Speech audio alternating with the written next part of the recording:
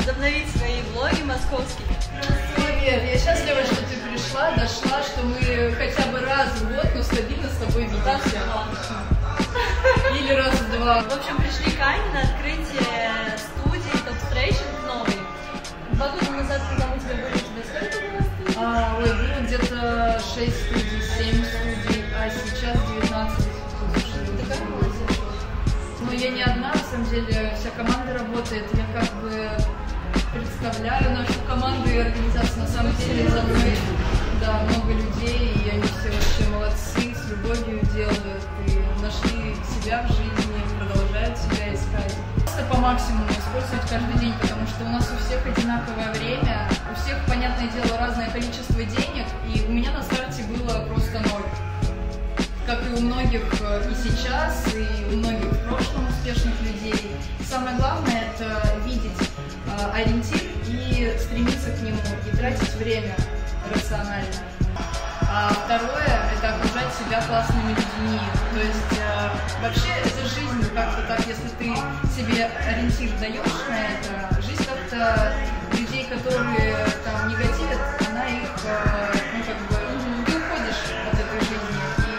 Со временем твое окружение становится чистым, интересным, красивым.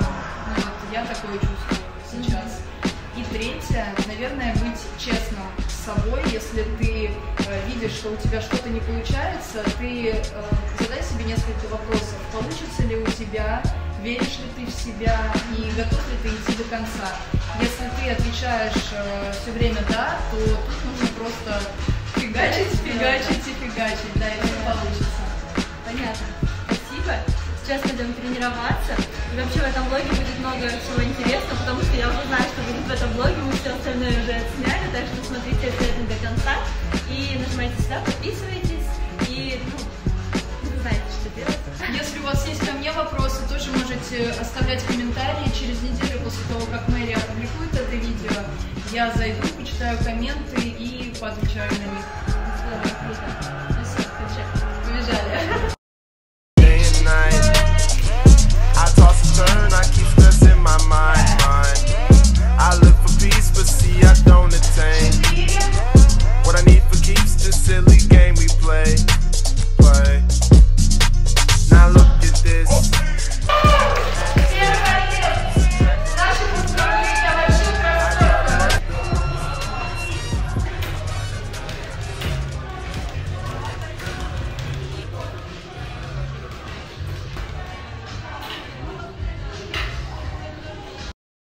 Мы пришли все вместе и с Луной, и с Космосом в гости к Маше с Пашей, потому что решили с Машей сегодня, так как начался сезон тыкв, приготовить необычный брауни веганский с тыквой.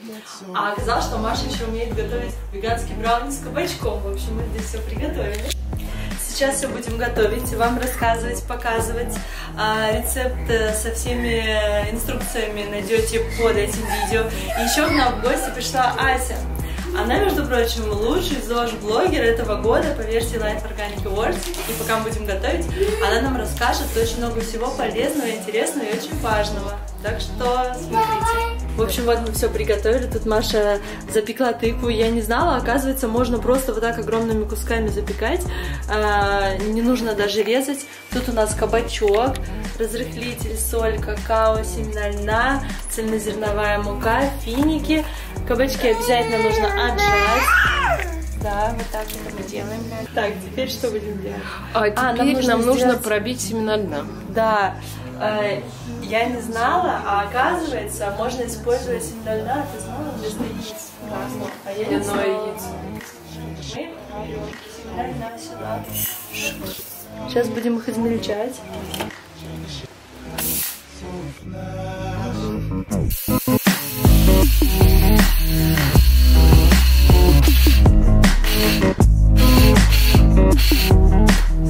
Предварительно залили кипятком финики и изюм. Сейчас это все сольем, финики почистим, косточки уберем, так что у нас будет без сахара, да, финика. Пока мы начали чем заниматься, я ее немножко помучаю вопросами, потому что она знает ответы на многие вопросы, которые интересуют вас. Потому что вы задаете вопросы в директ, а я ничего не знаю. А все знает Ася. С тех пор, как я начала рассказывать о том, как важно мусор перерабатывать, сдавать, стараться ничего лишнего не покупать, не потреблять, всех начали интересовать вопросы. Когда я говорю, что вот мы поехали сдавать мусор, меня начинают спрашивать: а ты уверена, что потом этот мусор превращается действительно во вторсырье, едет на заводы? Многие люди считают, что заводов почему-то в России не существует, или что это просто для вида, я не знаю, зачем-то собирают, потом вывозят все это на свалку. Расскажи нам, пожалуйста. В общем, раздельный сбор на самом деле существует. В России у нас более 1000 перерабатывающих предприятий. Другое дело, что ввиду того, что никто не сортирует, ну, практически никто не сортирует, процент очень маленький, а эти заводы недозагружены. И они просто работают или в ноль, или в убыток. Поэтому вся эта тема про раздельный сбор, она не про черепашек на Бали, которые мучаются из-за пластиковой трубочки, а не про то, что бизнес в России не может развиваться в эту сторону, потому что мы не сортируем.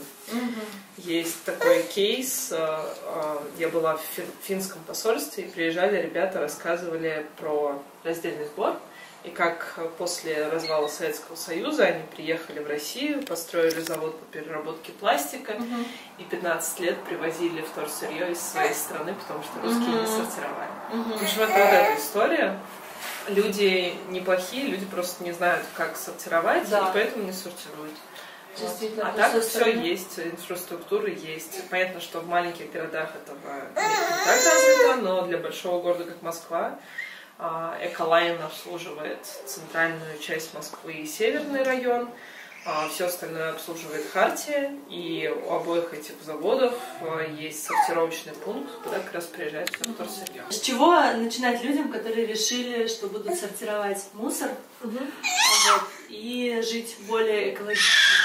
Ну, надо понять, какая фракция дома появляется чаще всего. Если это пластиковые бутылки, то имеет смысл начать с этой фракции. Если это стекло или баночки, или металлические консервы какие-то, то искать непосредственно под них инфраструктуру. В принципе, есть такая замечательная карта, называется она Recycle Map. На ней собраны все пункты в десятках городов России. И можно просто оставить, например, пластиковые бутылки, и покажут все точки, куда можно сдать очень пластик. Удобно, очень круто. Если окажется, что пункта нет, то не надо обижаться, надо просто написать, что пункта нет, чтобы ребята обновили информацию. Поэтому я всегда советую не идти нагруженным, сначала проверить, потому что у меня так убрали несколько пунктов, причем по каким-то очень глупым причинам. Человек ставил рядом с этой сеткой для бутылок свою машину и написал жалобу, что он боится, что ночью эта сетка прилетит в его машину дорогую, поэтому уберите ее. Убрали. Пока у нас нету закона, точнее у нас он принят, но будет работать со следующего года, люди могли просто написать жалобу и все убирали. Поэтому надо просто проверять, все есть, но надо проверять. Еще люди переживают, что когда они даже сортируют мусор, относят его в контейнеры, которые возле дома расположены для раздельного сбора. Потом приезжает одна машина, сгружает все это вместе и увозит в известном направлении. Во-первых, надо проверять, какая машина приезжает. Та, которая собирает все вторсырье. Если все вторсырье все собирается вместе, то это нормально. Так получилось, что русские просто слезали опыт Европы и поставили разноцветные баки, а у нас нет такой системы, как у них. У нас есть система вторсырье и все остальное. А у них все вторсырье делится там на разные фракции, каждая компания забирает свое. У нас такого нет. У нас все вторсырье приезжает на сортировочный центр. Вот, например, в Владыкино сортировочный центр Эколайн. Туда можно, кстати, на экскурсию сходить, даже посмотреть на весь этот мусор. И понять, что ты навсегда будешь, теперь всегда будешь сортировать и всем про это рассказывать. Вот.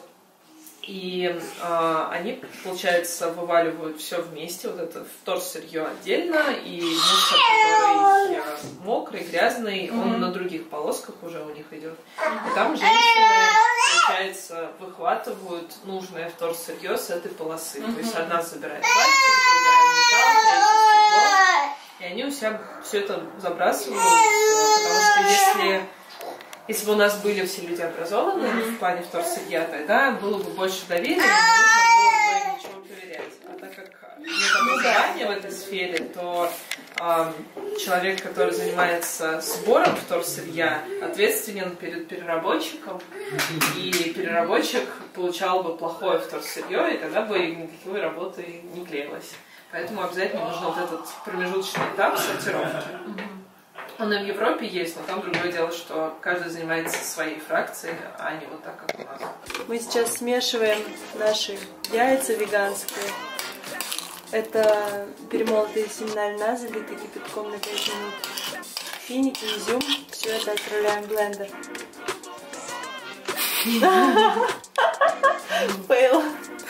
Соль немножко туда отправляем.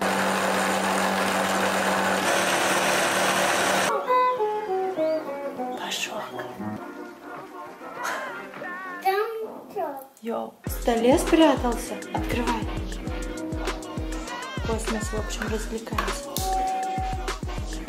Вау, какой робот! Снимаем влог. Маша, Ася, тыква. Луна. Теперь берем муку. Вообще все сухое берем. Муку, какао. А не мало какао, кстати? Маша спец есть. С ней советуйся. Разрыхлитель. Дальше надо хорошенько смешать и разделить на 2. Команда. Это наша версия с тыквой или с кабачком? Да, без разницы.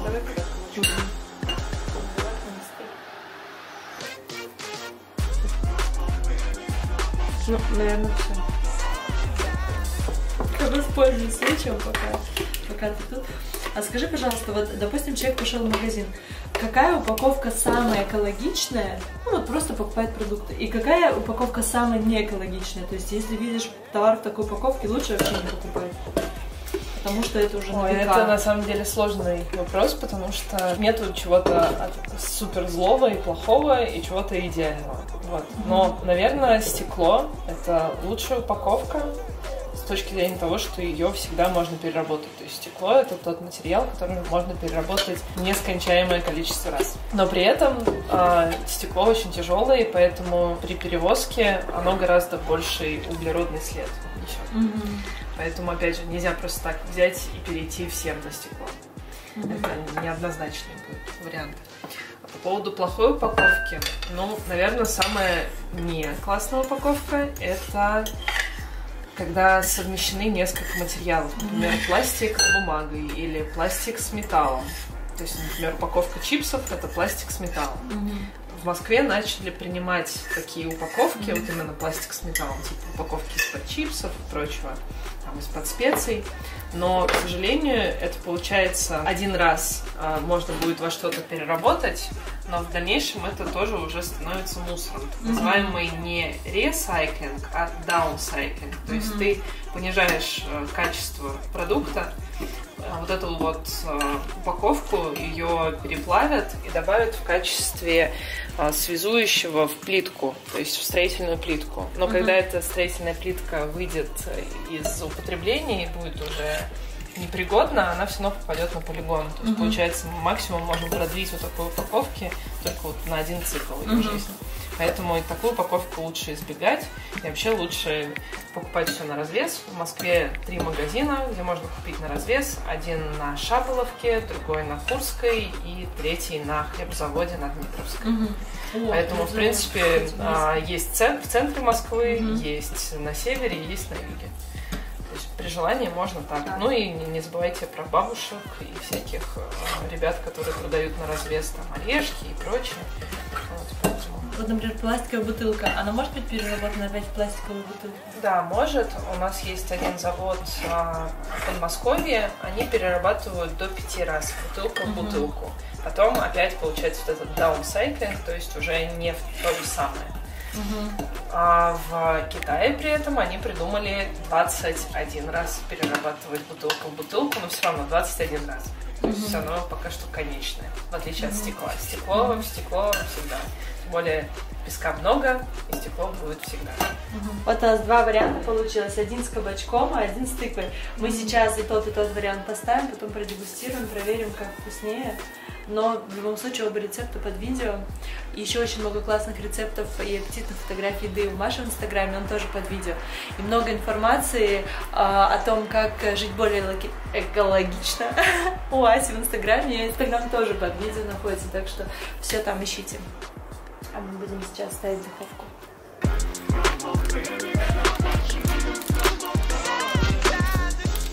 Это супер аппетитно выглядит. Носорог робот. Кривой. А вот мечом, а вот кулаками и кнопочкой. Немножко налили масла кокосового и шоколад черный. Будем растапливать сейчас на водяной бане. Ждем, когда у нас будет брауни готово. Еще хотела один вопрос тебе задать.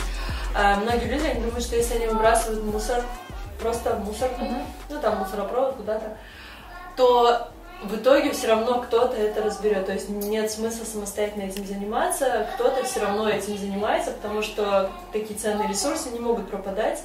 Вот. И что весь этот мусор в итоге разбирается на мусорке. Это правда или нет? Нет, это не так. Нужно сортировать. Во-первых, нужно быть ответственным за свой мусор. Очень странно, когда люди думают, что кто-то другой должен заботиться о том, что они выбрасывают. Более того, если взять там пример Европы, где вообще-то сортируют, они платят за вывоз мусора просто намного больше, там 10-20 раз больше. Мы платим 100 рублей, по-моему, у нас в коммуналке за вывоз мусора, а у них 20-40 евро. То есть, разница даже уже в цене. А на мусорках, на полигонах иногда собирают бутылки, как раз для того, чтобы их потом переработать. Но этим занимаются либо бомжи, либо нищие, вот, и они получают за это деньги, за то, что собирают. Но это исключительные такие вещи, то есть, например, вот Тверской завод по переработке вторполимеров, он собирает вот эти вот полигонные бутылки, но это вот только с пластиком. Весь остальной мусор, он просто лежит. И вообще я советую людям съездить или на сортировочную станцию, или на перерабатывающий завод, или хотя бы на полигон, просто один раз это увидеть и понять то, что так жить нельзя.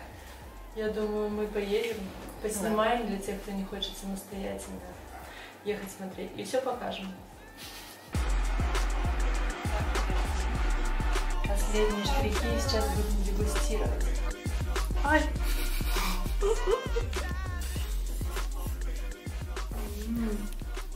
Мне кажется, если их в холодильник будет вкуснее. Да, они вообще должны остыть, на самом деле, в теплом виде. Вкусно.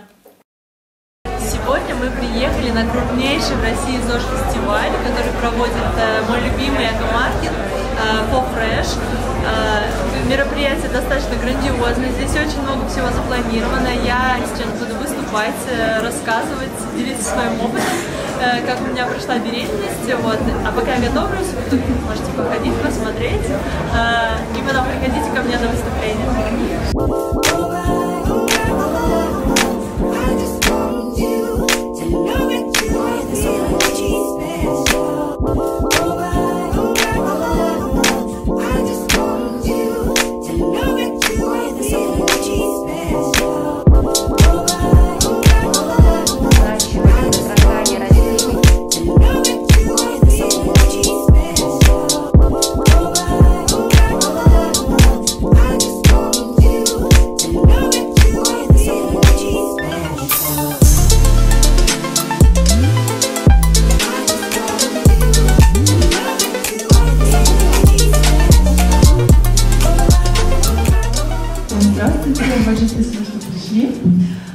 Да, сейчас была лекция о том, как правильно провести беременность, а я, наверное, расскажу о том, как неправильно это сделать, но получить от этого удовольствие. Немного волнуюсь, потому что это мое первое выступление, к которому я вообще не готовилась. Озвучу немножко то, что я делала во время беременности и как я экспериментировала над своими детьми.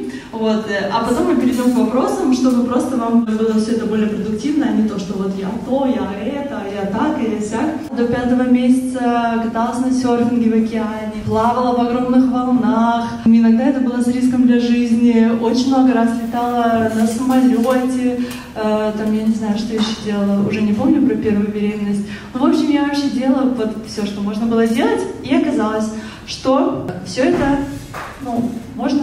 Конечно, когда я приходила в больницу, все врачи мне говорили: ты что, нужно есть мясо, нужно есть мясо. Но я со всеми спорила, говорила, мне не нужно есть мясо. И в итоге все нормально, у меня родился здоровый ребенок, все отлично. Когда я второй раз забеременела, я уже никому не стала в больнице говорить, что я не ем мясо. Я говорю, конечно, ем мясо, все отлично, мясо, молочка, все как положено. Хотя вторая беременность прошла на веганстве, почти. Кроме начала, потому что вначале был жуткий токсикоз, и меня спасал доширак, сосиски, там еще какие-то такая запрещенка. Вот, но я так была счастлива, что хоть что-то, просто я хочу поесть. Организм говорит: KFC, я классно KFC, потому что в основные дни я там даже яблочки, сухарики, там съешь маленькие, то все это обратно выходит. То есть проверила, на вегетарианстве и на веганстве беременность отлично, нормально проходит. Как ребенок переносит вот эту адаптацию в новый климат и какие-то рекомендации по вот этому? И еще, было ли какое-то заболевание у ребенка в другой стране, как вы решали вот этот вопрос? Я попробовала маленькие поездки. Вообще не зашло. Вот, например, мы поехали в Японию на 2 недели. Разница с Москвой и Японией по времени очень большая. В итоге он только неделю перестраивался к тому часовому поясу. И поэтому он ложился очень рано и вставал вообще очень рано. То есть, когда я еще практически не легла. Это все было очень неудобно. Ты же в новой стране, тебе хочется ходить, тебе хочется смотреть. В итоге ты, ладно, все равно с этой коляской куда-то идешь. Буду заканчивать. Большое спасибо, что пришли, послушали. Надеюсь, что-то полезное услышали. Вот, если вам еще что-то будет интересно, заходите ко мне в Инстаграм, заходите в Директ, пишите сообщения, потому что бывает я читаю, бывает отвечаю, бывает какие-то посты делаю на тему, если много очень вопросов. Так что всем добро пожаловать и еще раз спасибо. Я приехала на съемку к любимой Ане, ссылка на Инстаграм в описании к этому видео. Аня Дула, которая была у меня на родах, когда появлялась Луна на свет. И я такой просто лох, я могла взять камеру, поснимать для вас красивый бэкстейдж. Но я не догадалась, потому что была сонная, только сегодня ночью прилетела из Питера. Но не могу удержаться и не снимать, и поэтому сейчас поснимаю для вас все на телефон. Какие красотки все. Tell me what you think about me. I buy my own diamonds and I buy my own rings. Only ring your celly when I'm feeling lonely. When it's all over, please get up and leave. Question, shoes on my feet. Тут у нас съемочка. Все это красиво, если честно, мне не хочется уходить.